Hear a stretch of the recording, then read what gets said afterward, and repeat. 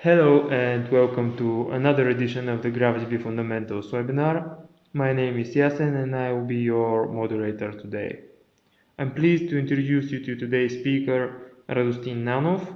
He is a software developer here at Ontotext. He's graduated from the York University and he's a core member of the GraphDB development team ever since. Before I hand over the mic to him, I'd like to point your attention towards a couple of housekeeping items.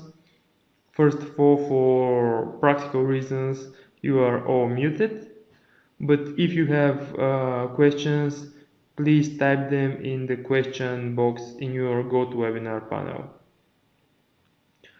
After the webinar, we will have 10 minutes Q&A sessions, so we will cover all the questions during it. In case we are not able to cover all of them, we will prepare a follow-up email in which we will answer to every question. The webinar is being recorded and we will distribute the webinar after a few days after the webinar itself. So without wasting any additional time, I'd like to hand over the mic to Radustin. Rado? Hello, everybody. My name is Radustin, and I'm joining Yasin here for today's webinar. As mentioned before, I'm part of the GraphDB development team, and I also participate in the Ontotext cognitive cloud development team. I also do a bit of DevOps, something of everything, so to speak. Today, we'll be covering a few topics, moving onwards towards the introduction part. We're going to be speaking about RDF, RDFS, we're going to give you a Sparkle overview. We're going to talk about ontologies, and then we're going to move on to the more exciting bit of the overall presentation, which is the GraphDB Workbench demo.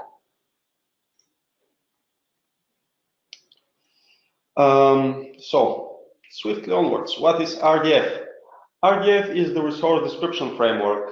It's a graph data model. It describes the semantics or the meaning of information. In this RDF model, everything is a triple or a link.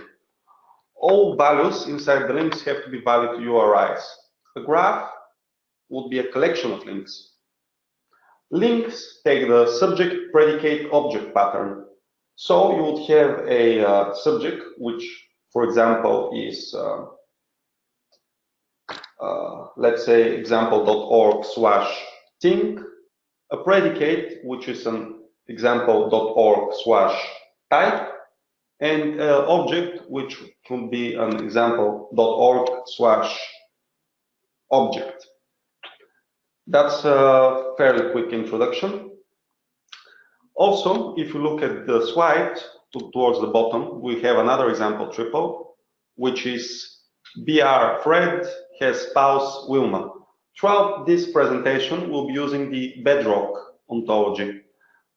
In it, we try to model the world of the Flintstones animation series from the 90s, I believe, and the 80s as well. Here, BR represents HTTP bedrock. So it's still a valid URI, even though at first glance it doesn't look like it is. Here, we're saying that in the bedrock namespace, there's an object, Fred. This object has a spouse, and the spouse name is Wilma. Likewise, we say that Fred is 25. RDF use cases. There are a lot of use cases for RDF. However, it is good at some things and not so great at others. It is very efficient for representing information with high complexity, with semantic context, and when it's reused by multiple organizational units. It serves very well all sorts of analytic use cases. They're not optimized for heavy transaction processing. Let's look at 3 real use cases for RDF technology. A big media or public, well, the first case. A big media or publishing organization may need to maintain standard taxonomies to develop a master list of all internal information assets like articles, books, videos, or other types of multimedia content. However, each asset has a slightly different information schema.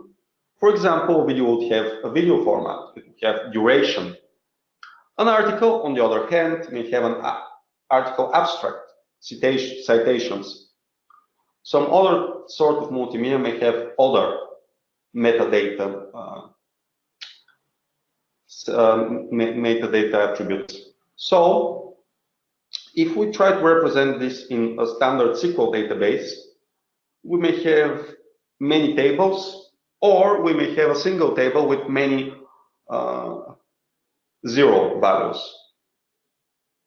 So, we want to turn to NoSQL. And here RDF is great for this, because it is good at treating every object separately. There's no schema which covers all the object, and it's very highly extensible. Looking at another use case, which ties to our previous one, we may have an information provider who want to make their data easier for selling. For example, they may have information about movies. However, they don't have information about the actors. Or they need, for some example, for some documentaries, information about chemicals which are used in those documentaries. Or they need information about politicians for whatever reason. So what happens is they're able to integrate this data by connecting it to public data sources. Because RDF is so extensible, it's very easy to integrate with other sources, and you are capable of suggesting better content based on what information you have. And this exactly is, in fact, our third use case. Large enterprise organizations store necessary information in big data silos managed by different departments. This is okay for transactional operations because individual systems are capable of implementing the existing business workflows. However, if you want to do cross-system analytics and people in different departments use different identifiers, their schema are not compatible, there's different structures, you would have an issue if you're using standard SQL technology. RDF is very good at extracting all the information with business values and semantically integrating it. Now we're going to look at some RDF schema and talk about how is it structured. Here we have a graph. You can see various squares, those will be our nodes, and those squares are connected by arrows, those will be our edges. Let's look at something in the middle. Fred Flintstone works for the rock query. Here, Fred Flintstone will be our subject.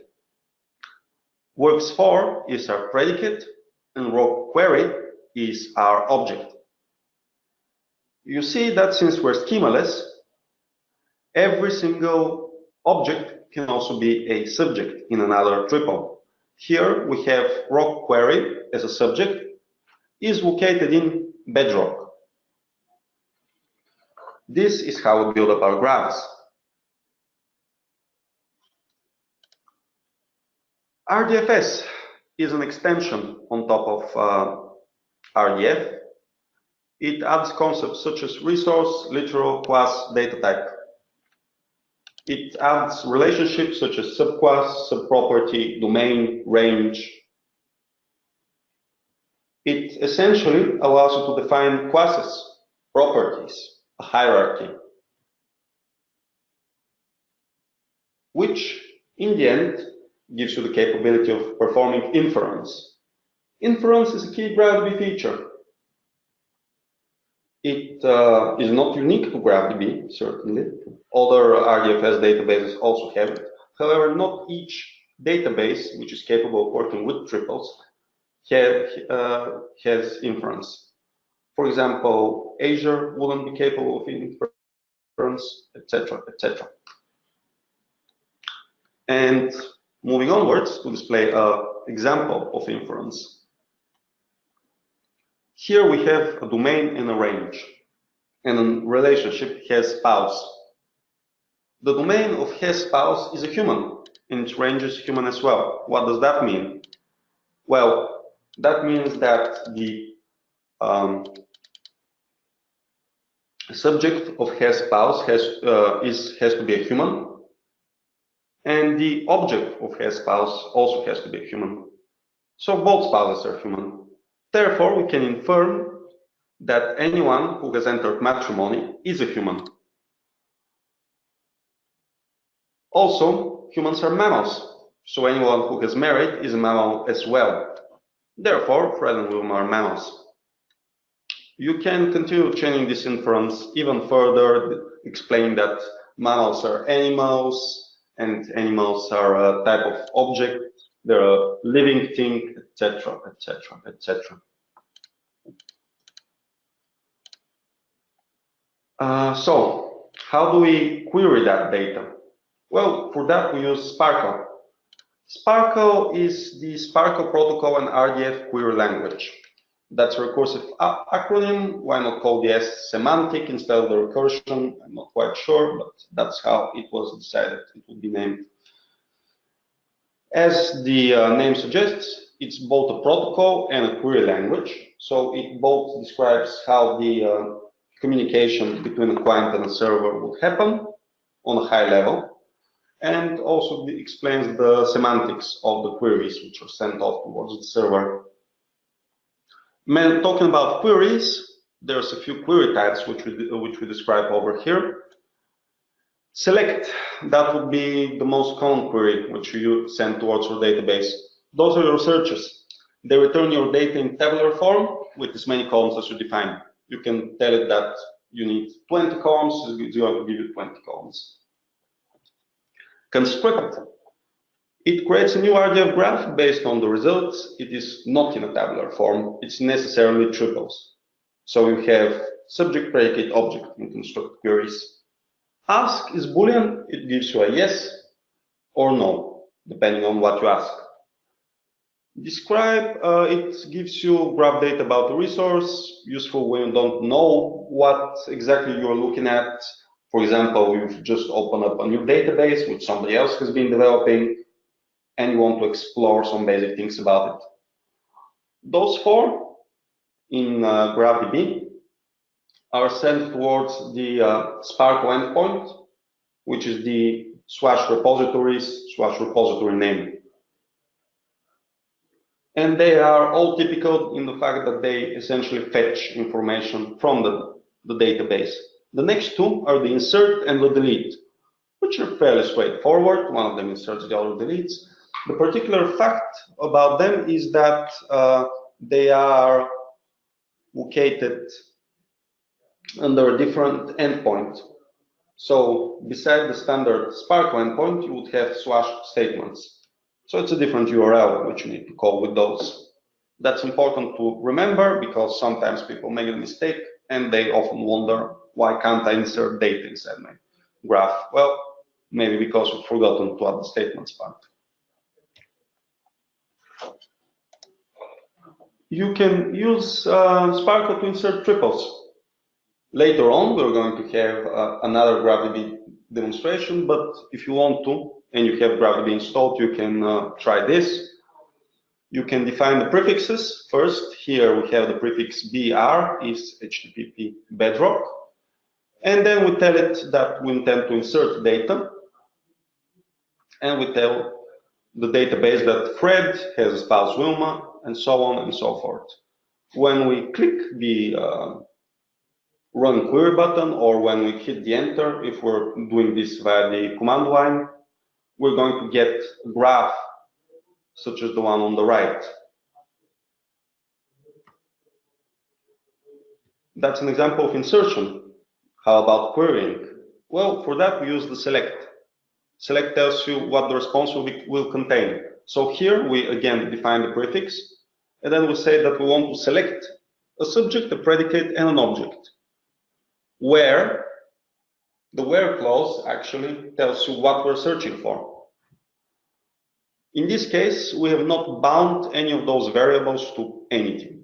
So we're just asking select subject, predicate, object, where they are, so a subject, a predicate, and an object. This will return the entirety of the database, as you see on the right. And accidentally, this is the default Sparkle query in the workbench.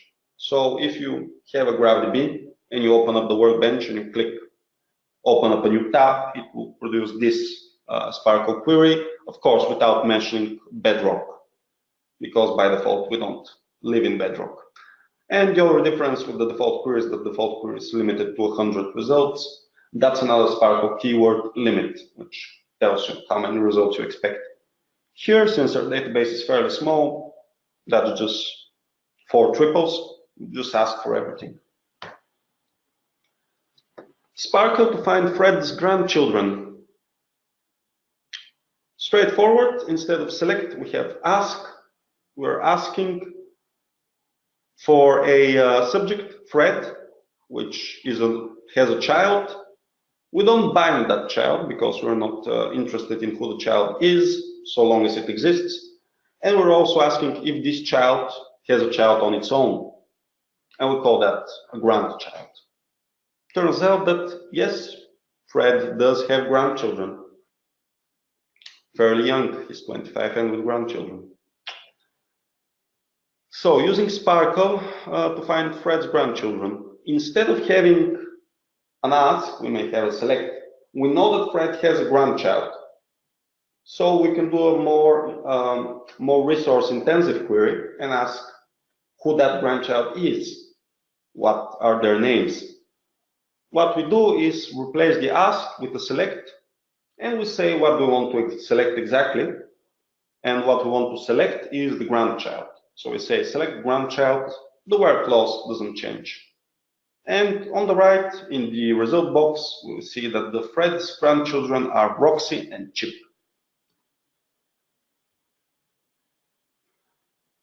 Now we're going to quickly discuss ontologies. Ontologies is formal specification. It provides shareable and reusable knowledge. So some examples of formal specifications include taxonomies, vocabularies, thesauri, topic maps, logical models. An ontology is what you use when you want to store some domain knowledge and share it across various instances, across various groups, etc., etc. This gives you the capability for having some specific data about your data. So in essence, it's useful for structuring and for metadata.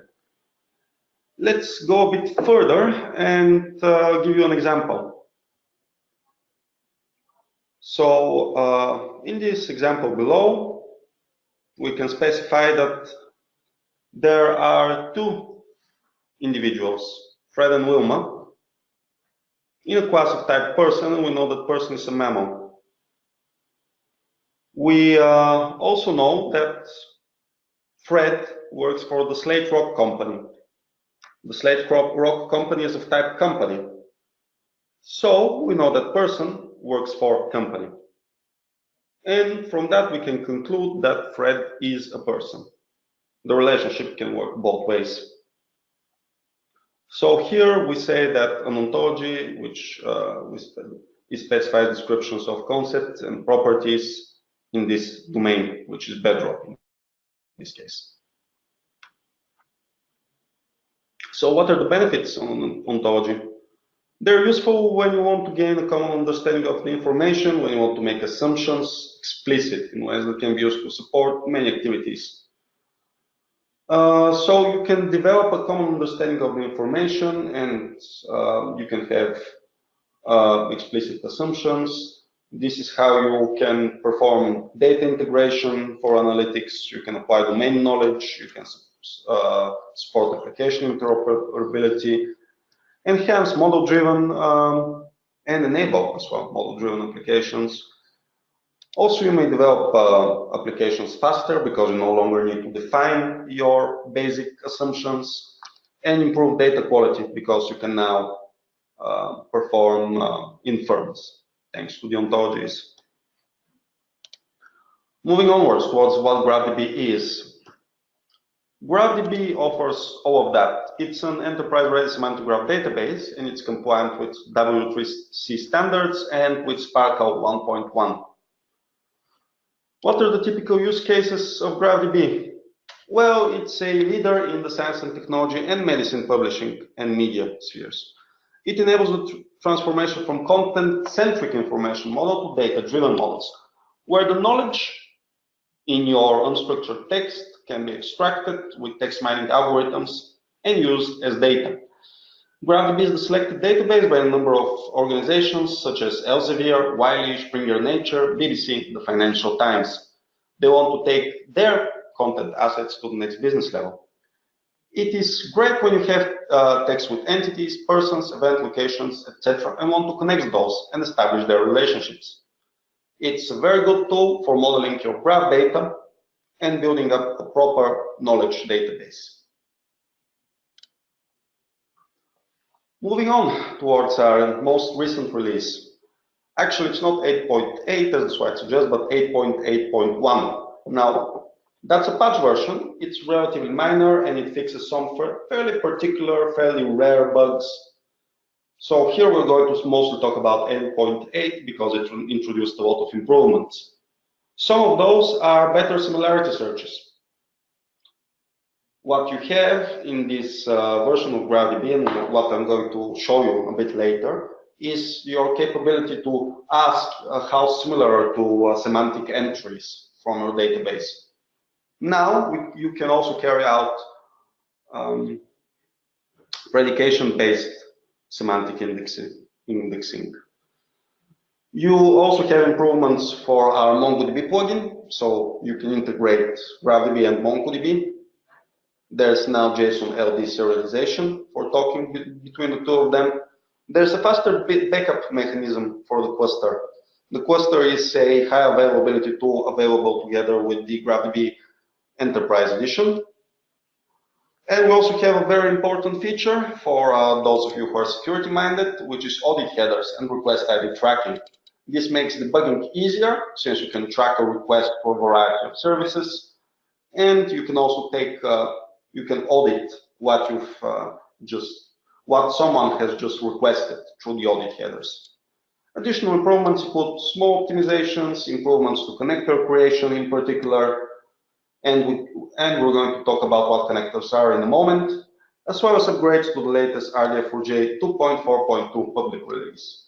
RDF4J is the underlying framework for GraphDB, and an upgrade means that we have better integration, faster performance, etc. Now towards what is probably the most exciting, which is the GraphDB Workbench demo. For that, we'll need to change screens over, so my co-host will now click on my name and tell me that I can present.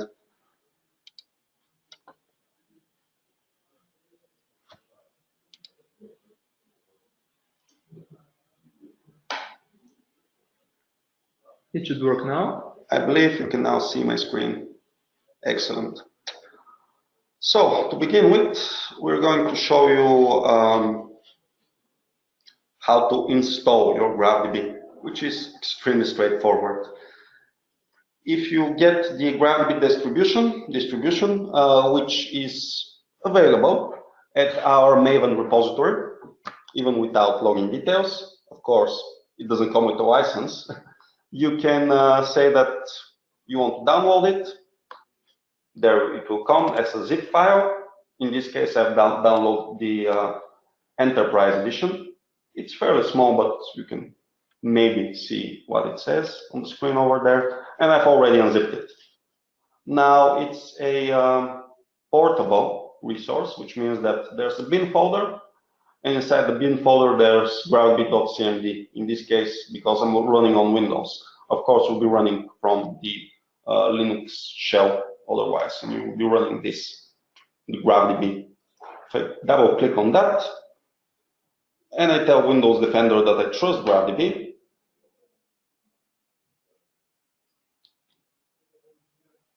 voila, GraphDB should eventually start.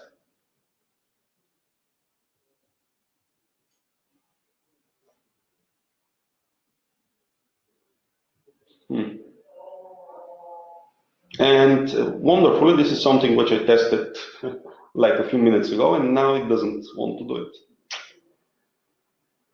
Ah, there we go. It took a while for some reason. So it's saying that it's starting GraphDB in workbench mode, which means that we'll be able to see the visual workbench. Here it says what the config directories, the data, work, and logs directories are. Of course, I can probably feed it with some settings to change that, but we're just working with the default here. Started GraphDB in workbench mode at port 7200. This means that now I can open it, which is going to be here. And this is our lovely GraphDB workbench for the first time when we've launched it. Now I have no valid license. I can upload my valid license. It is in the GraphDB fundamentals Ontotext internal license. There, unlimited course, valid until the end of this year, and we're going to provide maintenance until the end of this year. Voila! Now, the first thing when you want to work with GraphDB is to create a repository. A repository will host all your data for a particular namespace. You can separate various namespaces inside repositories, or you can define them as a different graphs inside the same repository. So I'm going to call this repository wine. We're not going to touch any of the other settings, but quickly going over, that's the storage folder name, that's the rule set, and this is just for inference. You can upload your custom rule set. Our same as it is related to ontologies, what's the base URL, how big the entity index is, things such as predicate indices, literal indices, context indices. Those just make your database faster in particular ways. You don't want to toggle all of them because, for example, if I don't have a bunch of contexts, I don't need a context index. But if I have many contexts, I can use this. Read only, that's fairly obvious. We won't be able to upload any data. We don't want that. Entity ID size 32, 40 is useful only if you use a lot of data inside of your database, which we won't. It will just be a simple small example, and we're going to create this. We're going to connect, which also initializes the repository. And we're going to import some information inside it. From RDF, there's a nice ontology called wine. That's how it looks like in RDF XML. It tells you what it's about. It's an example of owl ontology, etc., etc. With GraphDB, you don't need to download this and then upload it. You can just copy the link location and upload the RDF data from a URL. There you go. It's this horrible Google thing. Since it doesn't actually do the redirect. Now it is the less horrible Google thing when I try now.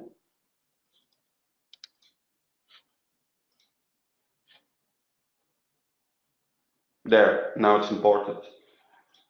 And you can see that inside the wine repository, we have 2,519 statements.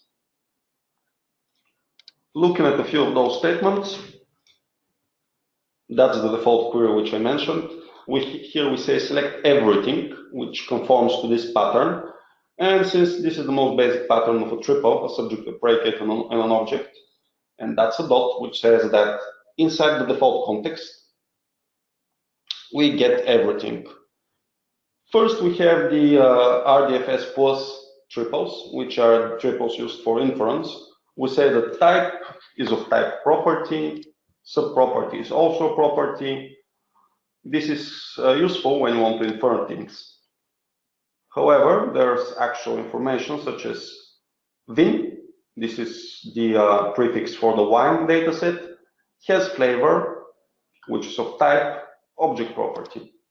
This tells us that the has flavor URL is useful for defining, is an object property, and therefore is useful for defining properties. If I click on it, as I just did, we're going to see where has flavor is used as a subject, in those cases, where it's used as an object, in those cases, where it's used as a predicate, which is the most useful information here, since it tells us things such as the Bancroft Chardonnay has flavor moderate. I don't know what that means because I'm not a sommelier, but you know, to someone that may be valuable. Now, importing RDF formatted data is all well and good, but very often in reality, our data is not RDF formatted. Very often it's in formats such as CSV or comma separated values. What to do then? Well, we can use a useful feature called onToRefine. There we go, to import the data. But first we'll create a new repository. Now we'll create the repository from a file which allows you to automate things. So instead of going through the standard workbench method, you can create a turtle file and just use it to upload your repository. Now we have a template which ships together with the GraphDB. It's under, no, it's under lib, I believe. Tools, work, configs, yes, it's under configs, templates, worker turtle. We're going to edit this with Notepad++. Now, why I want to touch it is because it will have this repository ID, which is not nice. Repository ID worker test. I want to say that it's MovieDB. And the label, we can also use the label GraphDB movie repository. There we go. And that should work in theory.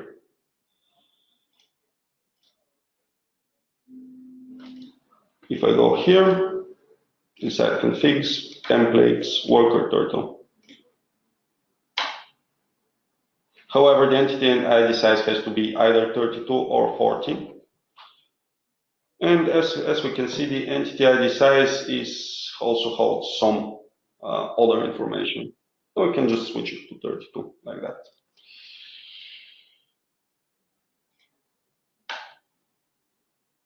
The benefits of entity index size has to be a number. Well, that's why I don't do live demos, we just pre-record them.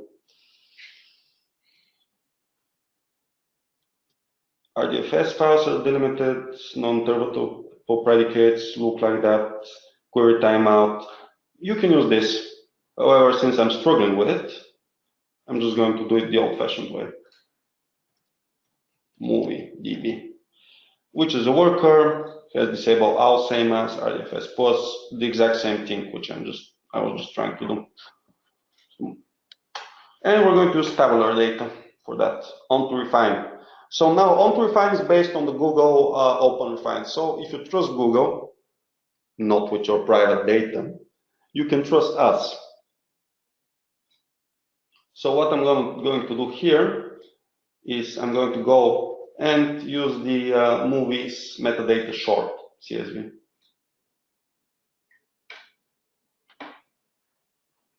Which is very short snippet from IMDb, I believe. It tells us useful things such as, is it a car movie? Who's the director? How many reviews does it have? This here is Avatar, in particular, on number 1. This is just a preview. If I want to create a proper project, I need to click on the Create Project button. Now, starting with this, we see that the first row, which is the identifier, is color. That's not great because some movies don't have color. So what we want to do is first expand this because we don't need the facets and undo redo currently. We're going to discuss this in a while. And then we want to grab the title because movies tend to have titles, which would be here. We want to edit this column and move this column to the beginning. So now we have nice identifiers for all of our movies, hopefully. Another thing which URLs don't really like is this thing, which is fairly small. It's white spaces. We don't want white spaces inside our properly URL formatted database. So we're going to grab actor1 name. We're going to say edit column, add column based on this column. We're going to call this column actor1 without a name in the end to separate it from the other column, and say that value replace, want to replace a white space with nada, nothing. There's no syntax error, and here we have a preview telling us that what we want is exactly what we get.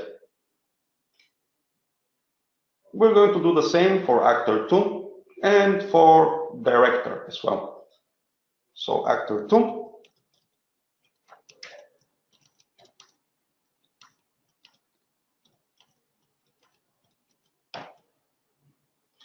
is going to become actor2, and director name is going to become just director. And also we're going to strip the white space.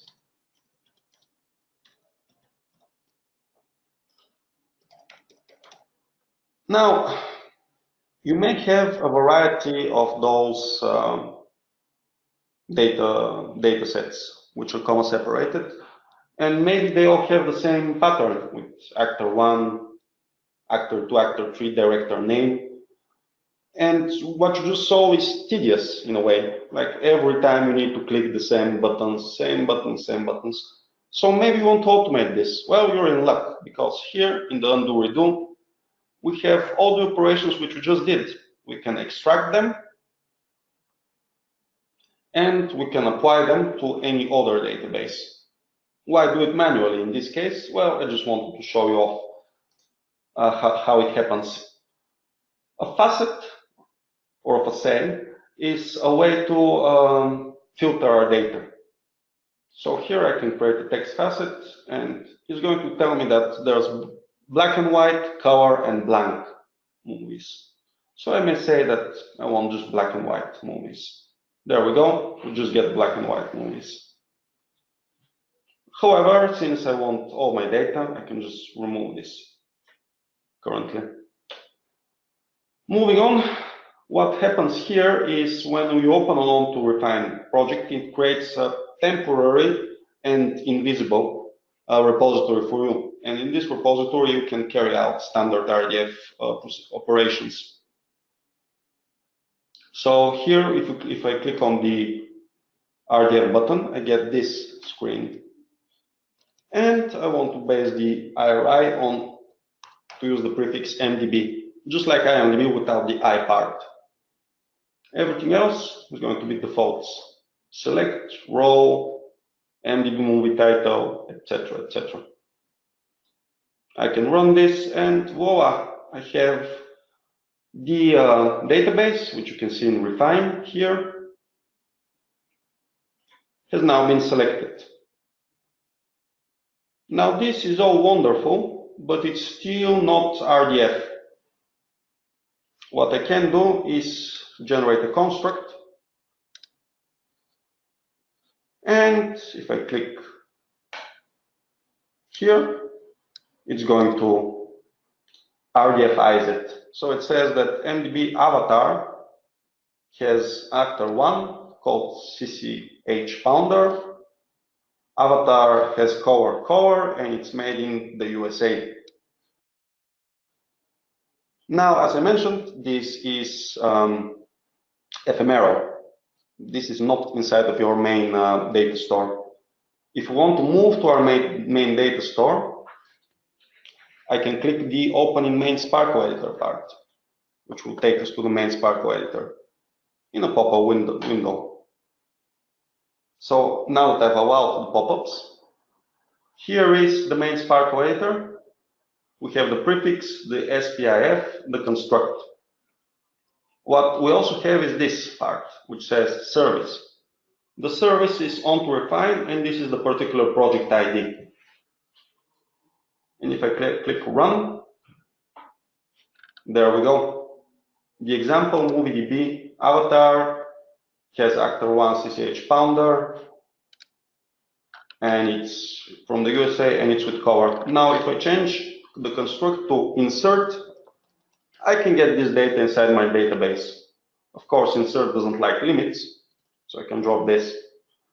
Now, since there are a few other transformations which I would like to perform before I actually work with this data, and we're running a bit short on time, I'm just going to import the properly formatted database. Right now, movies Turtle. Turtle is one of the formats for importing data inside an RDF database. Now, what I can do with this data is explore it. I can go to the graphs overview, look at the default graph, which is going to show us a variety of things. What's the movie, it's same as, and so on and so forth. And if I click on one of those, I can see something about, say, movie 12. Kevin Spacey, Marlon Brando, Frank Langella. Not very useful. Or actually very useful, but not very representative. So what I'm going to do is go to the autocomplete. Autocomplete helps us type things faster. It just gives us completion on our RDF resources. I'm going to turn on the RDF autocomplete index, which is going to take a short while, probably a few seconds. I'm going to go to Explore.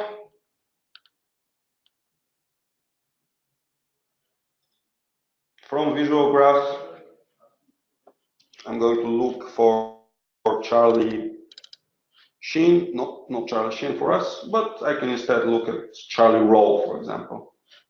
Charlie Rowe is the first actor, or the lead actor, I guess, in movie 495, and the second actor in movie 2727. If I click like this, I double click on the movie, you can get various information about it. What's the country, what's the second actor, what's the third actor. You can do the very same with the other movie. You can pin those into a particular location so they stop spinning. And movie 495, that's not very informative. What we can look for is what its actual name, which in our case is Walking with Dinosaurs 3D. And this is the title, Walking with Dinosaurs 3D. So if I go towards the Visual Graph home, which I need to deselect this, and I believe that the X button is just behind my webinar software. So I'm just going to re-click from here. Graphs Overview, Visual Graph. There we go. Create Graph Config. We can start with Node Basics and direct type, label, and rank. We can say that the preferred label is sourced from title,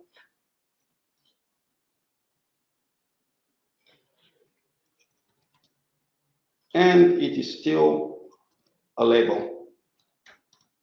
There we go. So this, in theory, if I save it, oh, and I provide a config name, of course, title, label. In theory, if we save this, it should now work. In practice, maybe it won't. As I mentioned, live demos. Hey, surprisingly, it works. So Charlie Rowe is the first actor in Walking with Dinosaurs 3D, which sounds like a wonderful ripoff of Jurassic Park.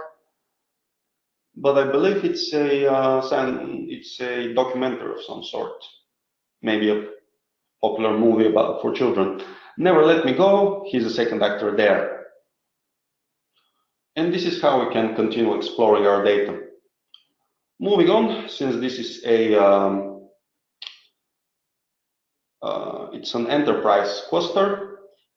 Well, it's not a cluster, it's an enterprise instance. Here we can have a SOAR or a Lucene or an Elasticsearch connector. Now, those connectors allow you to integrate with those services. Lucene is available for standard edition and for free edition as well. And it's also bundled inside the database, so you don't need to run a separate instance. Elasticsearch and SOAR are external. A lot of our clients and a lot of our bespoke solutions, which we also offer, use Elasticsearch. So if I click here, I may create a new Elasticsearch connector. However, this is relatively short and we're running out of time. So what I can do is go to Sparkle and create the connector only with Sparkle. Hopefully.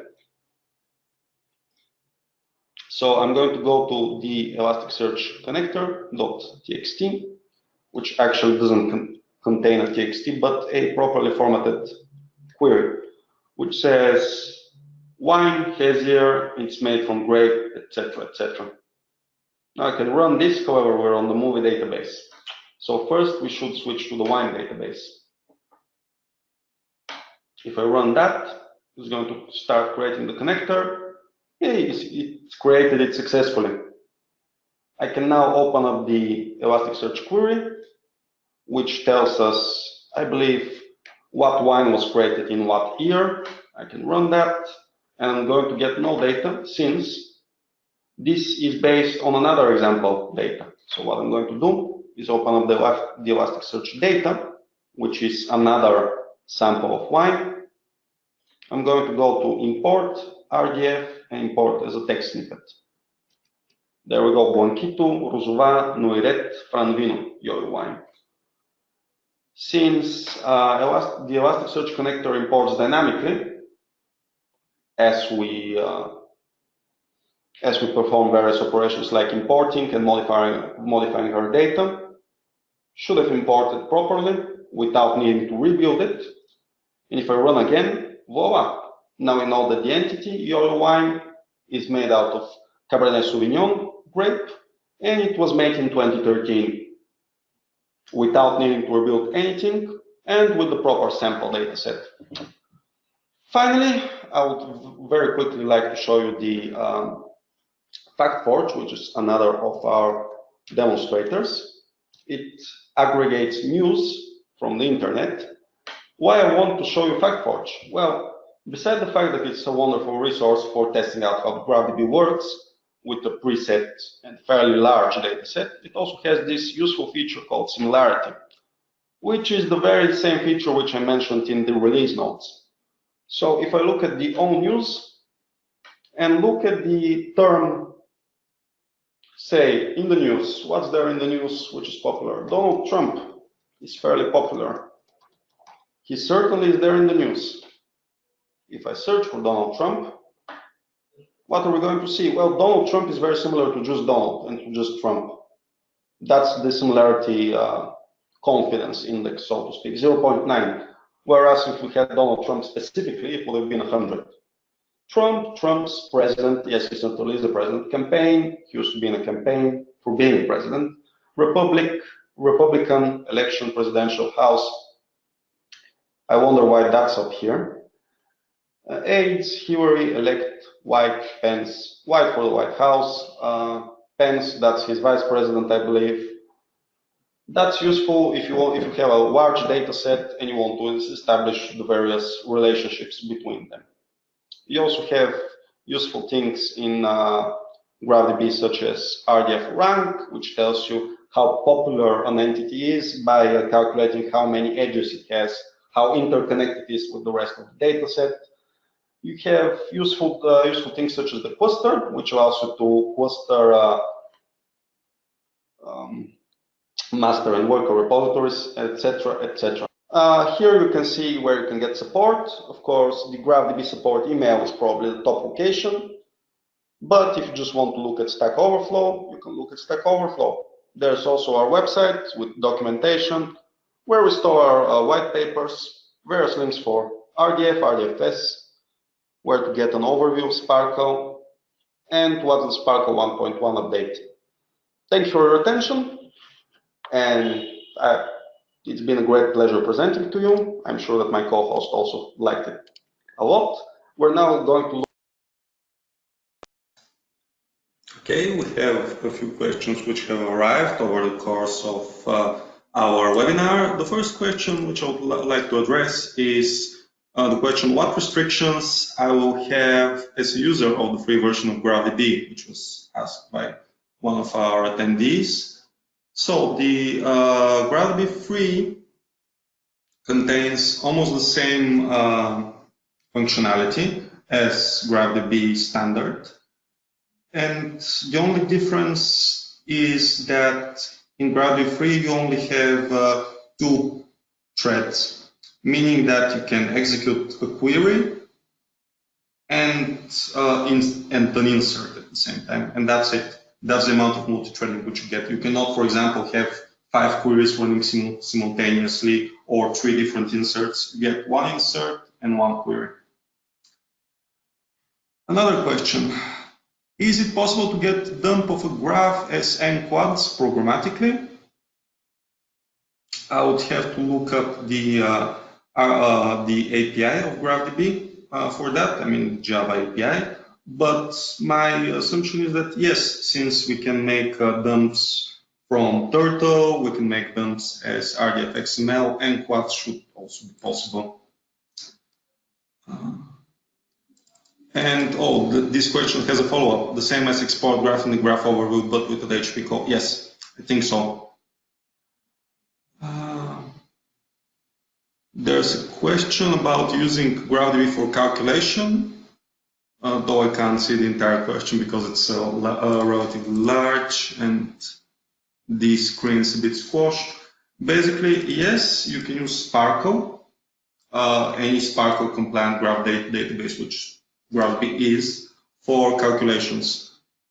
It's not necessarily the best at that because it's a database and not a calculating tool, but you can do it. You can have a Sparkle function including plus, minus, greater than, equal to. The next question is also a long one. So the question is, can we generate a customized report from the loaded data in GraphDB? That report could be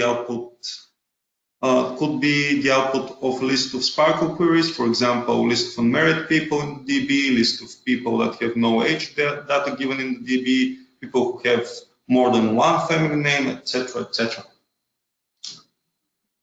Yes, that would be the domain of running several Sparkle queries and then chaining their outputs.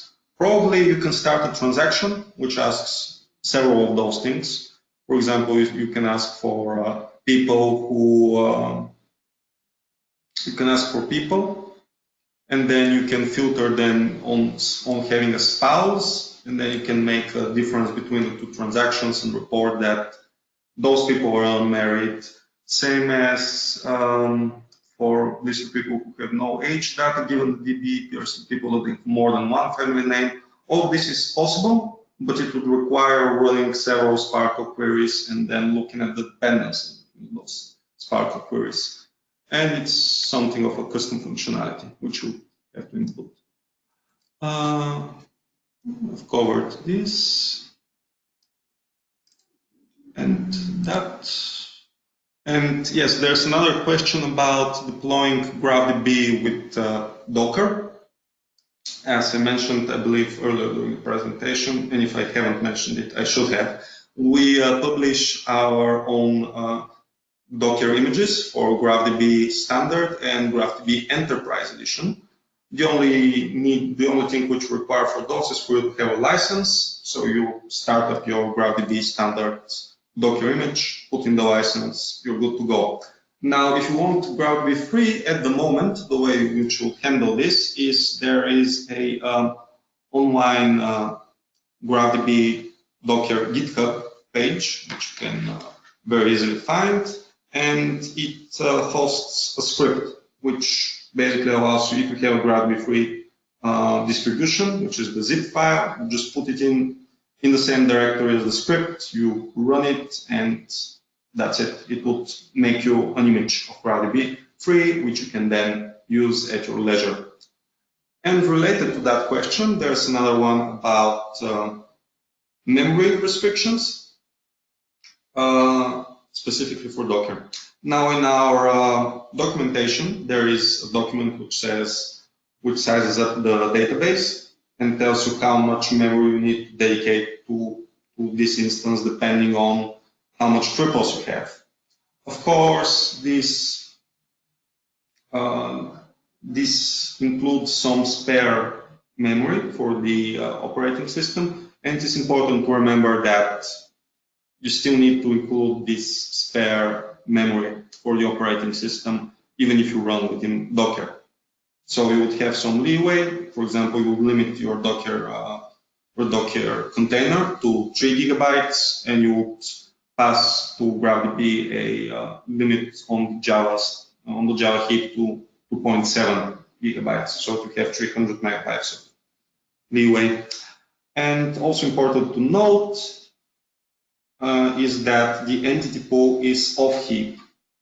So if you want to be extra safe, you will need to pass a parameter, which I can type up for you, I suppose, so that it's more obvious.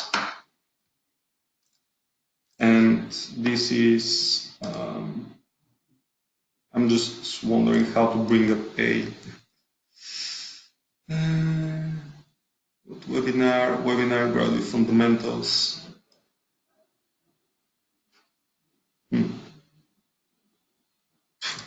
There we go. Sorry, for some reason the questions are, oh, there we go, overlaid on top of the page, and I can give you, so roughly the what I mean is the GraphDB equal on heap equals true, or something similar to this, which is present in our documentation. And this will make your entity pool calculations much easier, especially when you're running within Docker, because otherwise the entity pool does some sort of complicated algorithm to calculate exactly how much time it needs, how much memory it needs, and it ends up taking a fairly large amount of memory, like several hundred megabytes. And if you're running in Docker, that can be a problem. Can Sparkle query more than one repository at a time? Yes, it can. That's another question. It can. There is a functionality called, you can pass them as different service, and you can perform faceted search over different repositories. So you can use that. It is done in much the same way in which, if you remember earlier during the presentation, we spoke about Ontotext, much in the same manner. In fact, I'm not sure if I had it on the slide when I was talking about it. Let me just check. Using Sparkle to find Fred's grandchildren. That's an ontology. That is GraphDB. There's the part of the demo. Yes, if you remember in the part where we talked about using Ontotext to insert data, and we did a service, then we put in the connector for the Ontotext repository. You can do it the same with other repositories. I can give you a link to the documentation on how that happens. I think we can include that in the follow-up email. Yes, certainly. And I don't think there are any additional questions, so I think it's time to wrap this webinar up.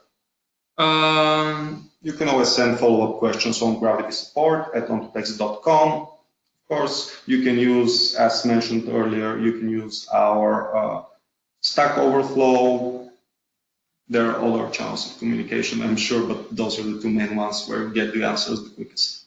Yeah, we also sent the recording of this presentation via email in a few days, along with the slides, so you have them. For me, it was a pleasure to be your moderator today. And for me as well, it was a pleasure giving you this webinar as well as answering your questions.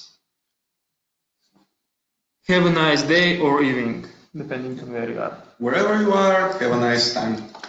Bye, guys. Bye.